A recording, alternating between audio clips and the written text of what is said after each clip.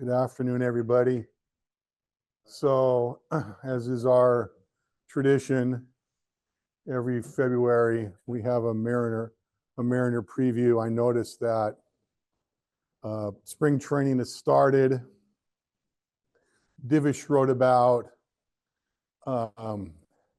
Bryce Miller this morning in the paper, so Divish is down there. That's got to be a tough gig for our friends. 6 weeks in Arizona in February and March.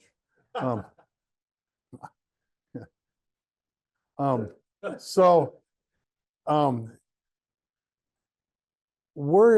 just so you know, I get all my information from a couple of places. First of all,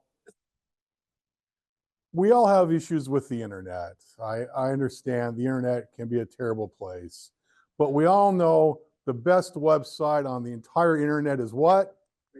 Baseballreference.com. Oh my God, how did we survive before baseballreference.com? Well, I know for us, the answer was Tim bringing Total Baseball 8 to every meeting for years and years and looking stuff up when we had things we couldn't figure out. But now we just go to our phone and look up Baseball Reference. I've been doing these previews for a long time, and I usually also use RetroSheet, but this year, as it turned out, I didn't need to go to RetroSheet. I got everything I needed off of Baseball Reference. Roster information, of course, I just got off the Mariners website. I realized I could get it off of, if I wanted to dig around br.com, I probably could have gotten there also.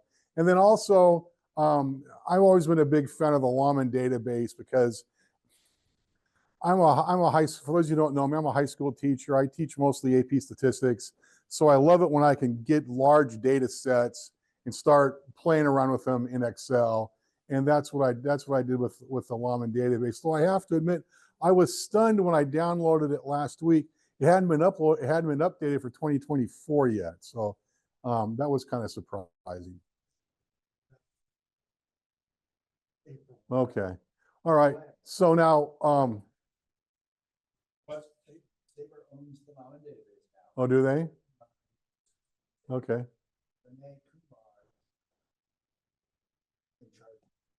Okay. All right. All right. So fire off an email. SABR now owns the Lawman database, and it should get updated sometime in April or May. So now I use wins above replacement for a lot of things, which is just what it is. It's described the number of wins a player adds to a team above what a replacement player would add. If you've been a SABR member for a while, you know we were in this room several years ago where Mark did a deep dive on how wins above replacement is calculated, its strengths and its weaknesses. If you give 8 or more wins above replacement in a year, that's considered an MVP type season. And some Mariner examples, Ken Griffey Jr. in 1997, when he won the MVP, had 9.1 wins above replacement. Randy Johnson, 1995, in only 144 games. Is that what they played in 95? 144, 148, whatever. He missed 4 starts, 5 starts. I don't know how many. He had 8.6 wins above replacement. And the Mariner record is now 25 years old. In 2000, Alex Rodriguez, 10.3 wins above replacement. So those are all MVP type seasons. 5+ is considered an all-star season. And in a shock to absolutely nobody, no Mariner had 5 or more wins above replacement last year. Cal Raleigh led the club with 4.7. 2+. That's a solid major league starter. Dylan Moore, who had a terrific year last year, he had 2.2 wins above replacement. 0+, that's a major league backup. Dominique Canzone is an example of that. And then, of course, negative, that's considered replacement level. And Mitch Haniger in 2024 is an example of a replacement level player. Lots of guys to choose from off of last year's squad to have a as an example for a replacement player, but I just chose Haniger. What the heck? So then, a few terms I'm going to use: slash line, OPS, OPS plus. How many percentage above or below the league average OPS, which is park adjusted, and ERA plus, percentage above or below league average ERA, also park adjusted. And then similarity score, that's a Bill James construct that's on Baseball Reference. I won't go into the details. Just you start at 1,000, and then you start subtracting stuff for differences. So, and it's basically how similar you are to other players. So now I'm adding your Pythagorean record to this year's presentation, and that's another Bill James thing. It's what your record should be based on the number of runs you score and the number of runs you give up. There's a pretty good formula for that. You take your runs scored raised to 1.83, you divide it by then the quantity runs scored raised to 1.83 plus runs allowed raised to the 1.83, and that gives you a percentage, and you can multiply it by 162 to give you the number of wins that you should have, and it's very accurate. And what I mean by that is the correlation. I only went back to 1961, the beginning of the expansion era. The correlation coefficient between what your Pythagorean theorem says your number of wins should be and what your actual wins are is 0.938. Now, for those of you who didn't take AP statistics when you were younger, but you should have. Thank you for laughing. I'm always selling AP stats. I want more people to take it. Correlation coefficient is just a measure of how strongly related two variables are, and it runs from +1 to -1. Where if your correlation coefficient is +1, you have a perfectly linear positive relationship, and -1 is a perfectly negative linear relationship. Well, you can see the correlation coefficient for Pythagorean wins and actual wins is 0.938. That's pretty darn close to 1. So that shows it. And then some call the coefficient of termination. That's 0.880. Well, all that means is that 88% in the variation of actual wins can be explained by the expected wins of the Pythagorean theorem, your Pythagorean record. Pythagorean theorem, like I'm teaching algebra 2. Yes, thank you, Neil. I knew you would know. It means okay. No, okay, hold on, Dave.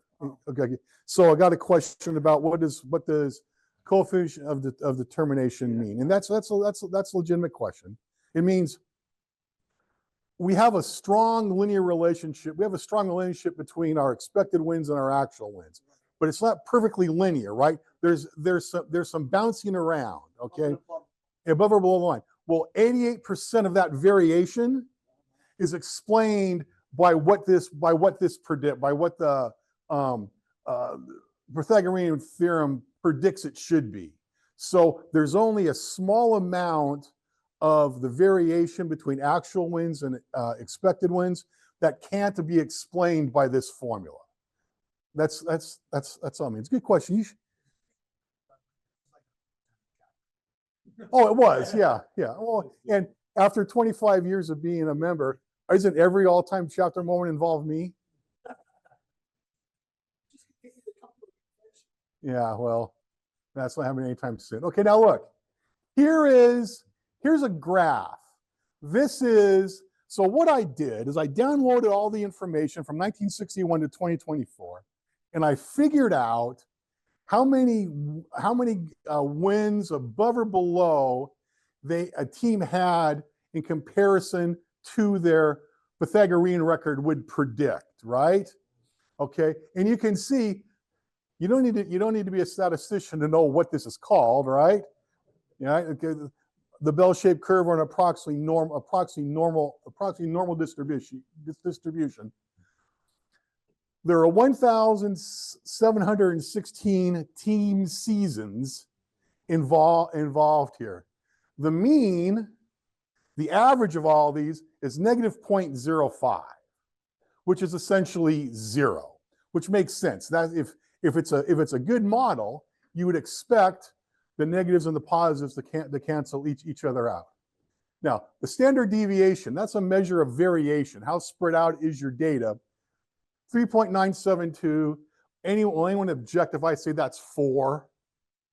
No. So the data is approximately normal, the mean of 0, standard deviation of 4, and the 5-number summary. The largest negative value, that means a team underperformed the Pythagorean theorem, is 14 wins. Dave will be happy to know that's the 1993 New York Mets. And I'm dying to do a presentation on that. That's the Anthony Young year. And what's that? Yeah, I think so. But, Anthony Young went 0-15 or whatever. So they could be considered the unluckiest team of all time, right? That's the only team. There's one team that had underperformed by 13 wins. That's the 86 Pirates. I don't know much about them. Now, out here, you're going to love this. This also may be a presentation.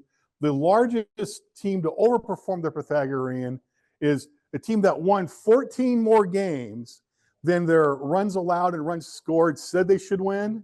The 2021 Seattle Mariners. The 2021 Seattle Mariners, right. Now, yeah, huge negative run differential.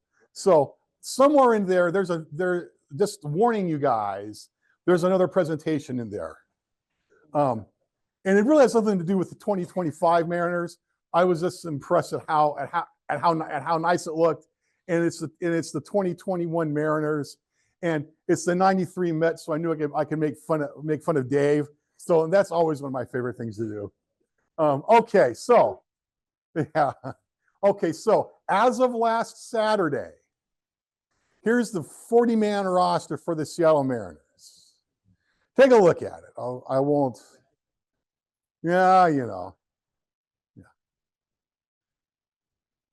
These are the guys.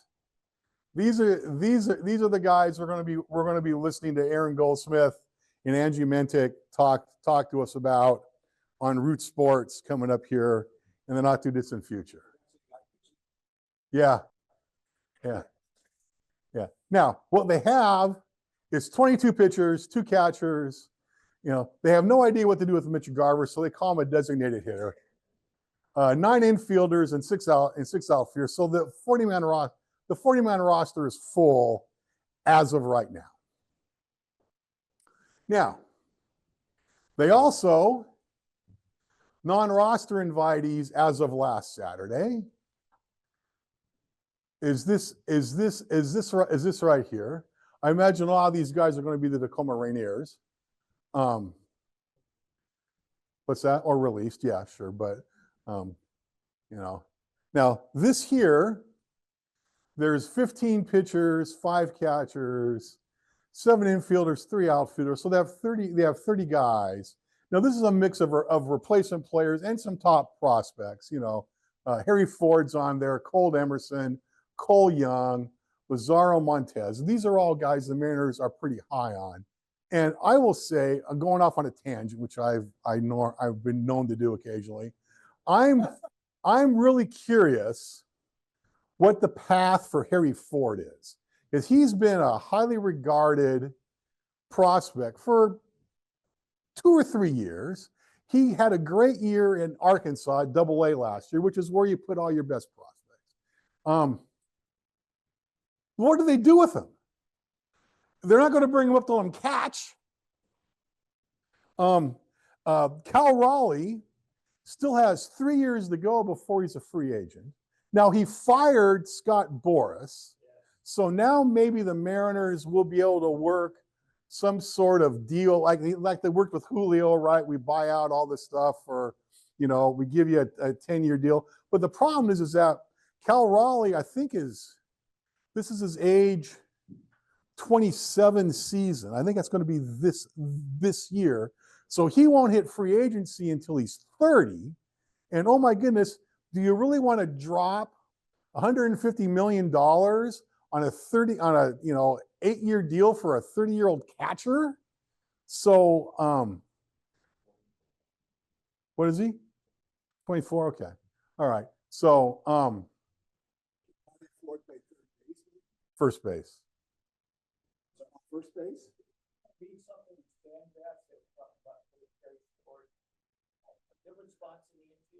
I think yes, different spots for Harry Ford. I think that's part of what they're doing. I'm 20. Cal Raleigh's 20. Harry Ford is 24, I think, or something like that. So what do they do with them? Because you want your best players on the field. So and they're also talking about, I think it's Cole Young. Okay. So they got a little bit of time with Harry Ford. So Cole, from what I've read, Cole Young's going to get a real shot to maybe be a Seattle Mariner this year, but I think they're hoping to give him one more year down in AAA. I think they're still a year away on Colt Emerson. And also, I think they're at least 1 year away on Lazaro Montez. But these guys are supposed to be, the next wave.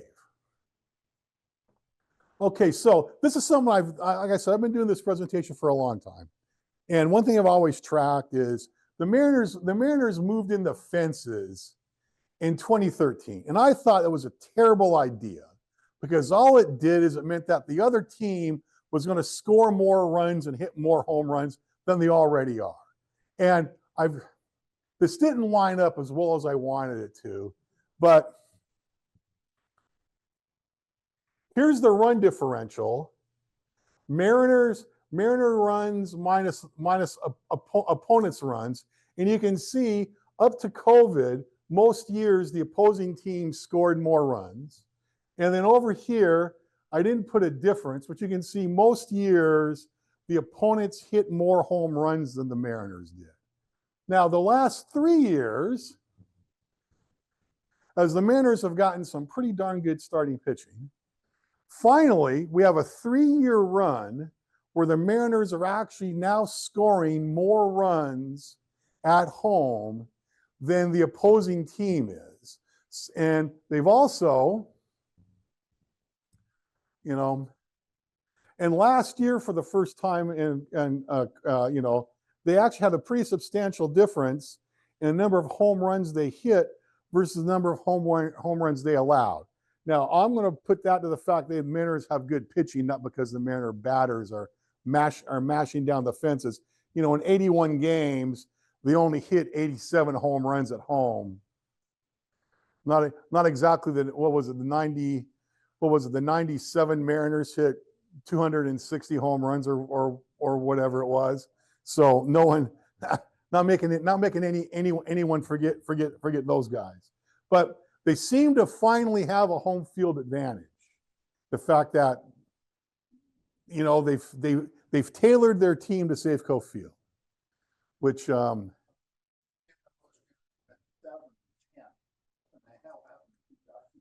only had 35 home runs. yeah. I don't know. That's at home, but still, that's less than a half a home run per game. Yeah. Okay, so now, I don't know about you guys who live in Oregon. I don't know what you guys do to consume your baseball news every morning when you eat your bowl of oatmeal. But I'm reading the Seattle Times, and Ryan Divish and Adam Jude is also kind of I think Divish is trying to get out of the baseball business. He wants to do less. So the Seattle Times has hired a guy named Adam Jude, and they spent all winter writing about stuff basically bemoaning the fact the Mariners didn't really do much to make the squad better over the winter, right? They didn't sign Alex Bregman. They didn't sign Juan Soto. They didn't sign really anyone, right? So I don't know what they were thinking, but I have a thought. I did have, as I was doing this presentation, I did have a thought, and I hope what I show you is not really what they did, because if it was, I'm going to be sorely disappointed in them. They might have thought, oh my God, we just got unlucky last year. Because if you look at a team's Pythagorean, if you look at everyone's Pythagorean records last year, what their record should be based upon the number of runs they scored and the number of runs they allowed. Houston should have been 91 and 71. The Mariners should have been 89 and 73. They underperformed the Pythagorean by 4 games last year. Kansas City would have won the American League Central, though the missing game between Houston and Cleveland probably would have gotten played. The Tigers should have only won 85 games last year. They won 86, I think, so they overperformed by 1. So there's a 5-game gap between the Mariners and the Tigers, and between what their record should have been based upon runs scored and runs allowed. So then the playoffs are this: Houston, Kansas City, and the Yankees win the divisions. Seattle, Baltimore, and Cleveland are the wild cards. And if that's the case, is anyone complaining about how bad the Mariners are? They made the playoffs. Shut the hell up, right? So I swear to God, I hope this isn't what they're thinking down at Safeco Field these days, is that all we got to have is a little bit of relief pitching, Julio Rodriguez get better, and regression to the mean, and all of a sudden we're a contender. I don't know if you guys remember, one year we met at we used to meet at the Oregon Sports Museum, nice Sports Hall of Fame, nice place. Bart Waldman was Mariner General Counsel, and one year he drove down to Portland to do a presentation. And it was after a year, 2009 or so, the Mariners had a negative 50 run differential, meaning they scored 50 less runs than they scored, but yet they won 88 or 89 games. Unbelievable. Bart said, well, we looked at the records and we saw there were like 4 games that accounted for the great majority of that negative 50 run differential. So we don't really need to do enough. We really don't need to do much. Now, Bart's a good dude. He comes to a meeting occasionally. He'll go drink with us afterwards, and he's not shy with his stories. He's a good guy to hang out with. I remember sitting in the back of the room with that and rolling my eyes and thinking, OMFG, what is this guy talking about? And that year, the Mariners went 60 and 102. So, you know, I hope this isn't what they're thinking. Now, one thing I've noticed, baseballreference.com, you can see how teams do, they track 2 things: their record in 1-run games, which is essentially a lucky thing. Yes.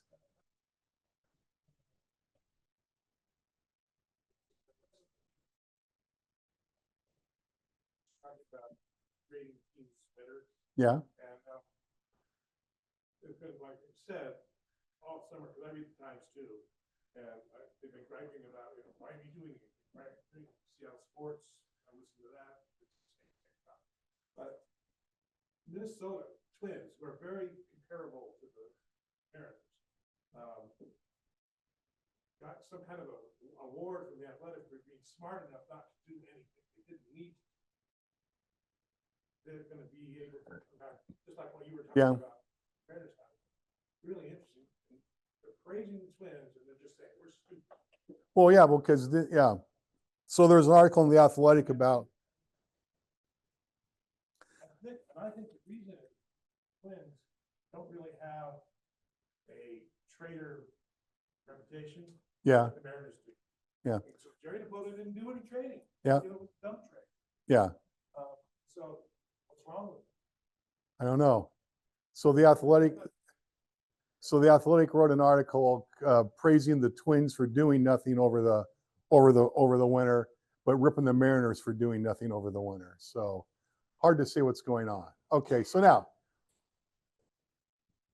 record in one-run games and in blowout games, and you can see the Mariners had 2 strong years in a row where they had great records in one-run games, which is mostly a matter of what? Luck. But in 2021, that's the year they were 14 games over the Pythagorean. They were terrible. They were 11-28 in blowout games. There's a presentation in there. I just know there is. But they'll notice they were very strong in both one-run games and in blowout games in 2022, and they made the playoffs. Notice in 2023, they were even somewhat better in blowout games, but they weren't nearly as strong in one-run games. And like last year, they actually had a losing record in one-run games. And, was not having Matt Brash, did that hurt them? Probably. But, on one-run games also, there's a lot of luck involved. Now, as a comparison, I looked at Houston for the last 4 years. And what's interesting is that Houston, the year they won the World Series, they were strong in one-run games. But notice their record in blowout games, the two years they were in the World Series, they were winning, they were 36-12 and 35-13. So when they play a blowout game, they were winning. They didn't lose. They didn't get blown out very often. So, that's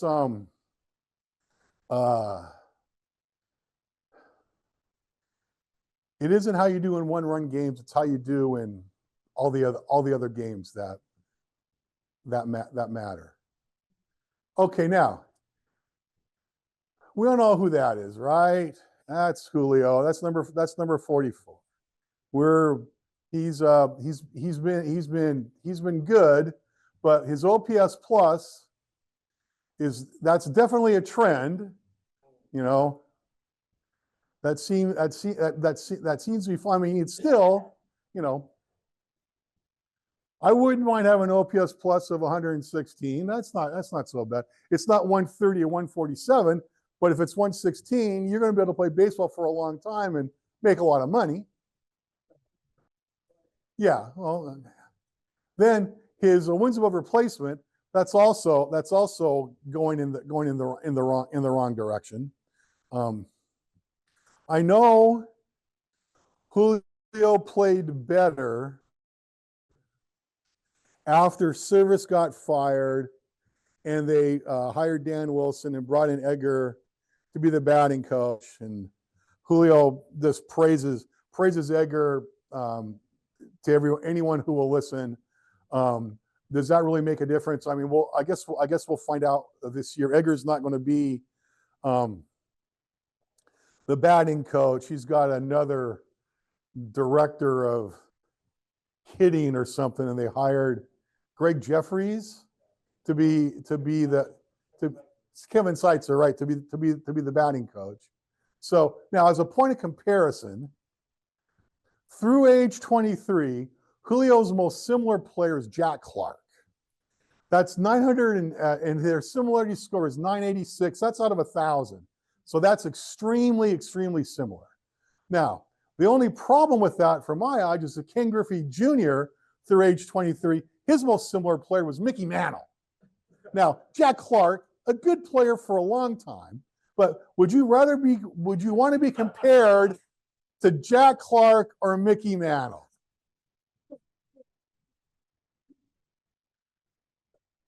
I don't know. I don't know.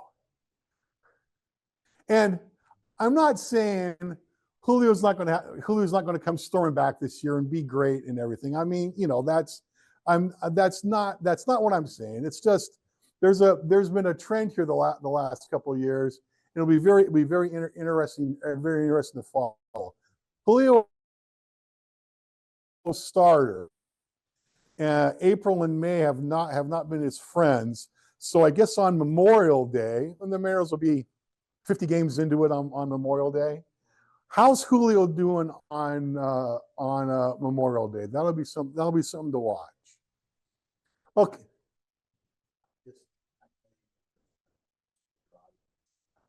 The similarity scores is offense only.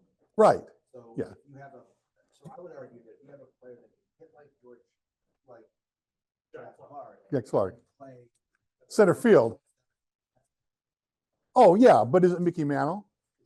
Right. Yeah, I understand. I mean, and there's position adjustments involved there. And wasn't Jack Clark a first baseman? Was he an outfielder also? Okay. So yeah, I mean, and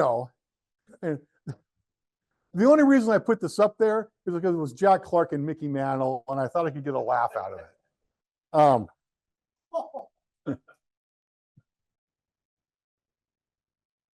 So now, but here's another thing on Julio. So baseball, as we talked about earlier, baseballreference.com, greatest website in the entire internet. I pay to be I pay for their seam heads, stat head function, so I can do queries on the data. And I'm such a fan of that. I have no idea what I'm paying per year to have that, because I don't care how much it costs. As long as it's available, I'm having it. It's like my SABR membership. I don't know what it costs to belong to SABR. It doesn't matter. As long as it exists, I'm going to pay whatever it costs to be a member. So what I did for this century, and by the way, I know the year 2000 is technically the end of the 20th century, not the start of the 21st century, but I want all you guys to think about, where were you on December 31st, 1999, as opposed to where were you on December 31st, 2000? Where's the big party? Was it for the end of 1999 or end of the year 2000? So for this century, including the year 2000, I'm looking for guys in their age 21, 22, and 23 seasons who have 15.8 wins above replacement or higher, because that's how many Julio has. And it turns out to be these guys are right here. Now, I could go off for 10 minutes on the awesomeness that is Mike Trout. But you can see, Trout and Pujols, Mookie, Manny Machado, Carlos Correa, Cody Bellinger, and Gunnar Henderson. Now, that's good company to be part of.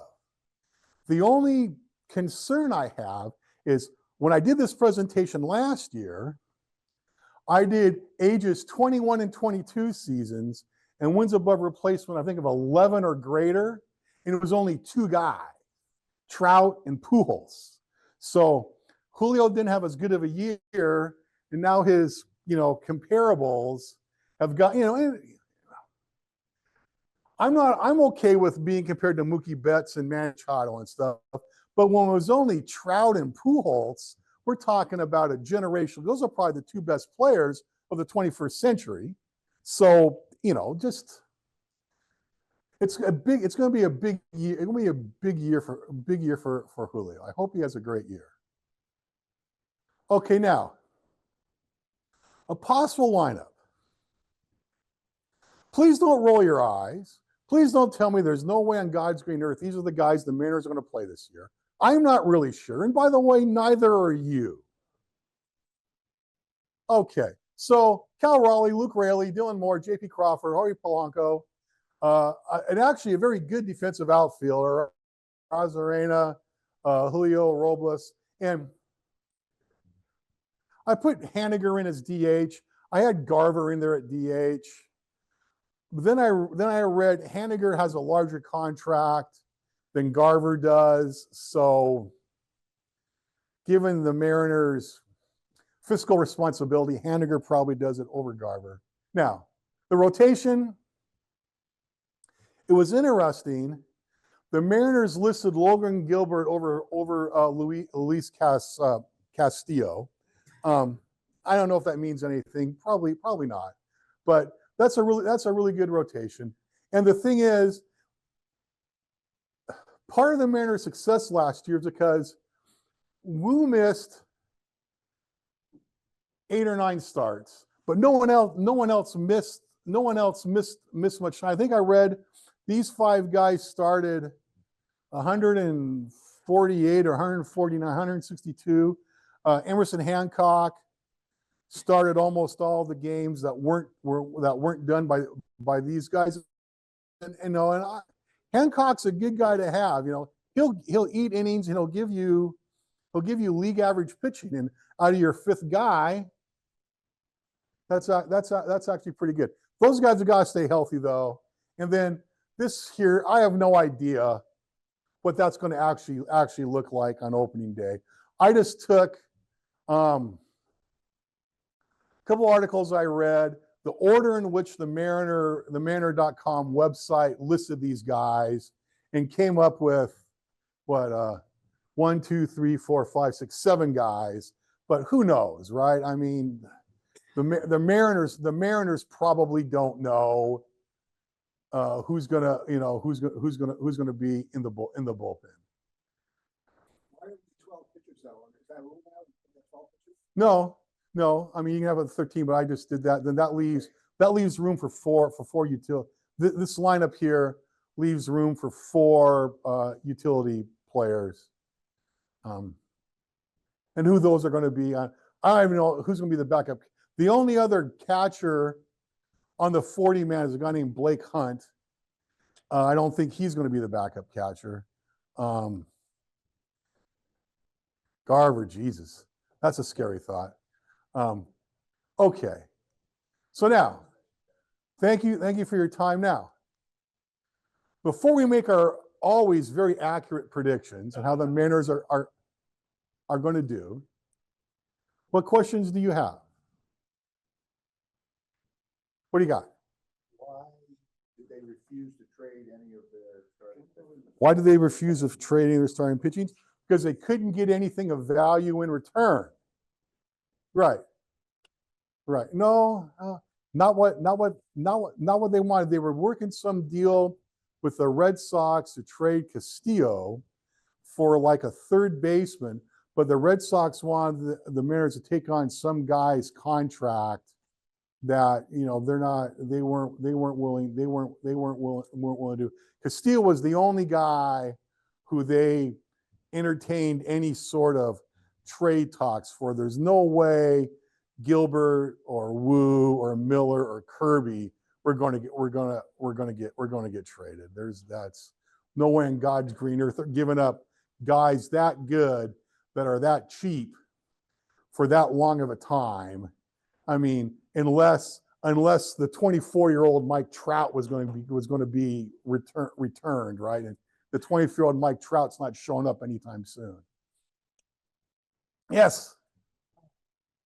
I think there's a pretty good chance that kid Troy Taylor, they brought him up late last year.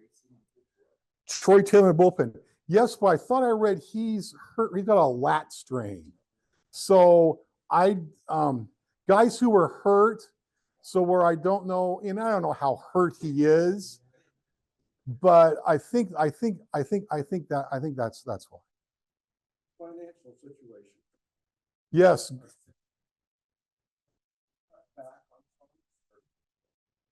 Well, I think, are the Mariners trying to cut back? What's the Mariner financial situation? I think they're waiting for clarity on Root Sports. They don't know for sure because Comcast moved Root Sports from a lower tier to a more expensive tier. And a lot of people, I was already paying for the more expensive tier. So that didn't affect me, but I have some friends who are paying for who weren't paying for that, and they no longer have the Mariners. So I don't know what that plays into it. And all these regional sports networks are in all sorts of various troubles because of all the cord cutting and stuff, and you still can't stream a Mariners game. You know, I have an MLB.TV subscription, and it's great to watch the Braves. It's great to watch the Dodgers. It's great to watch the Yankees, but I can't watch the Mariners. And, you know, I would be willing, I may be in the minority in this, but I'd be willing to pay an additional $20 a year. I think in my MLB.TV subscription it's like 140, 150 bucks. I'd be willing to pay an additional 20 or 30 bucks to be able to stream the Mariners. Yes. But you pay $100 for what? Really, I would do that in an instant. I would do that. I wouldn't even hesitate. That's just for the Cleveland team. So if you want Right. to watch all teams, you're gonna have to pay. We'll see. Yeah. You have to pay like for the MLB package, and Right. then on top of that, just to watch the Mariners. 40 years ago, the Sonics did something like that. They called the Sonic Super Channel. You could, my roommate and I paid, I don't know what it was, but we were able to get on cable every Sonic game. It was well worth it. Does it concern you any that the starting rotation, starting this year, they're into their arbitration years? Because every year they're gonna be making about 6 million more than their 750,000 minimum. Are the Mariners gonna keep paying all this? I think what about the Mariners starting pitchers in their arbitration years? I guess we'll find out, won't we? I think Gilbert's going to be first, and that'll be after this year. That'll set the tone, won't it? Yeah. So, $6 million for Logan Gilbert, it's a steal. Yeah. Okay, what other questions do you have? What do you got? So this isn't related to the lineup. Did you make a computer like Flowers Smith? No. Who knows? I mean, why did Mike Blowers get fired? Who knows? I mean, who knows? I mean, Blowers has been doing it for 17 years. Why can't they find His kids may be to an age where he doesn't want to do it anymore. It could be, you know, it could be a budget thing. I mean, though I can't imagine the combination of Angie Mentek, Dave Valley, Ryan Rowland Smith, and Jay Buhner is going to be cheaper than what they were paying Mike Blowers. I mean, I don't know. I mean, you know, they lost Dave Sims went to New York. So Aaron Goldsmith's going to TV. I'm getting the impression Riz is now going to be the only guy in the radio booth. Oh, Gary Hill Jr., that's right. I did see that. That's right. So it isn't even a real number. It isn't a numbers game then. So who knows? I mean, it could be anything. You know. If Divish probably knows, but he may or may not tell us. Yeah, invite him to the May meeting. It's always the best. It's always a great hour or so. Okay, any other questions? Okay, Dave, will you keep track? Yeah, plus or minus an 81. Right. All right, here we go. Bob? I know, none of us saw it. That's why we do it. 80? 84? 86? What did you say? 86. 83. 83? 80? 88? 85? Play American League West and so play a bunch of. Jesus, get to the point. 85. 80? 85? 86? Hold on. Okay. Come on, Dave, write faster. Okay, are you caught up? Okay. 87? 89? 85? 87? 78. There's a true pessimist. Anthony? 91? 91? Yeah, 91. 82? So 91, 82. Rick? 87? 90? 90. Okay. And I'll say 80, 86. Okay, so 86. So the consensus is 86 or 87. No, 85 or 86. Hey, I'm sorry, 85 or 86. Yeah. 85 or 86. So what was the Mariner record this year? 185, right? So are we expecting a change? No, no, we're not. There we go. Why, Thank you, by the way, Bob. why play the season, right?